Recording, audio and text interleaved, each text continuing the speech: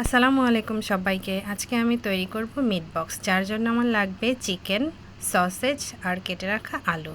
আমি এখানে চিকেন এবং কেটে রাখা আলুগুলো সাধারণ কিছু মশলা দিয়েই মাখিয়ে রেখেছিলাম। আমি এখানে ধনিয়ার গুঁড়ো, মরিচের গুঁড়ো, লবণ আর কর্নফ্লাওয়ার ব্যবহার করেছিলাম।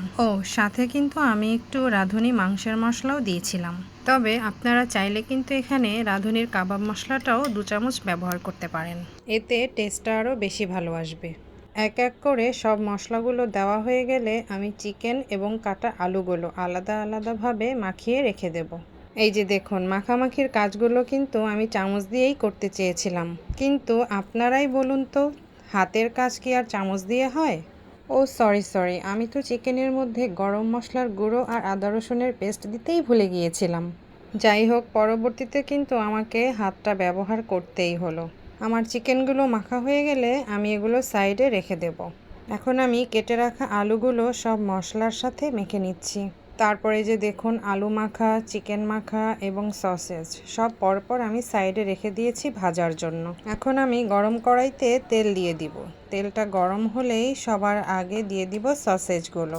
আমি কিন্তু এখানে স্পাইসি নাগা সসেজটা নিয়েছিলাম, আপনারা কিন্তু চাইলে নর্মাল সসেজটাও ব্যবহার করতে পারেন। সসেজগুলো আমি একটু হালকা ভেজে বাটিতে তুলে রাখবো।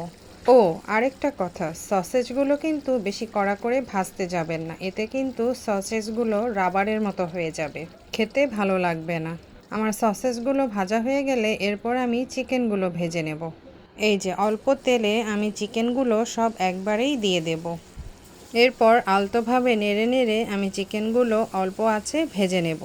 তবে লক্ষ্য রাখবেন, নিচে কিন্তু একটু হালকা লেগে যেতে পারে, এতে ভয় পাওয়ার কোনো কারণ নেই।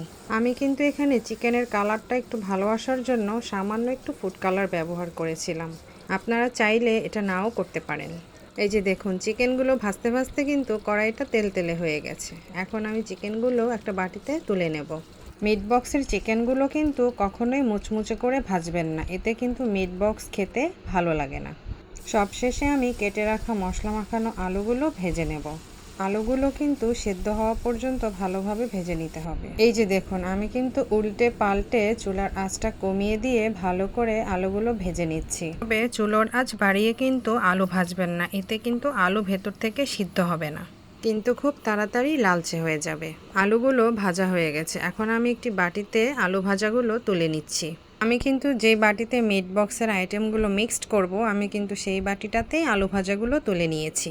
এখন আমি আলু ভাজার সাথে সসেজগুলো দিয়ে দেব। সসেজগুলো সব দেওয়া হয়ে গেলে তারপরে আমি ভাজা চিকেনগুলোও দিয়ে দেব।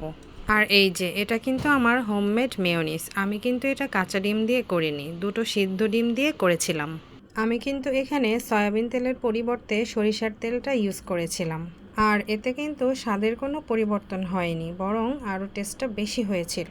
আমি কিন্তু সরিষার তেল সরাসরি মেয়োনিজে ব্যবহার করিনি। সরিষার তেলের মধ্যে আমি একটু রসুন কুচি ভেজে নিয়েছিলাম, তারপরে রসুন কুচি সহ সরিষার তেলটি আমি মেয়োনিজে দিয়ে দিই। এতে সরিষার তেলের যে কাঁচা একটা গন্ধ আছে, এটা মেয়োনিজে আর পাওয়া যাবে না।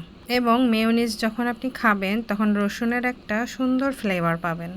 আপনাদেরকে আরও একটা ইম্পর্ট্যান্ট কথা বলে দেই, মিট বক্সের টেস্ট কিন্তু 90% ডিপেন্ড করে মেয়োনিজের উপরে। তাই আপনি মেয়োনিজটা যত ভালো করে বানাবেন, আপনার মিট বক্সটা খেতে ততটাই টেস্ট হবে। আমার কাছে মিট বক্স না থাকায় আমি কিন্তু এই খাবারগুলো সার্ভ করার জন্য ওয়ান টাইম গ্লাসগুলো ইউজ করেছিলাম। তাই আপনারা কিন্তু এটাকে মিট বক্স না বলে মিট কাপও বলতে পারেন।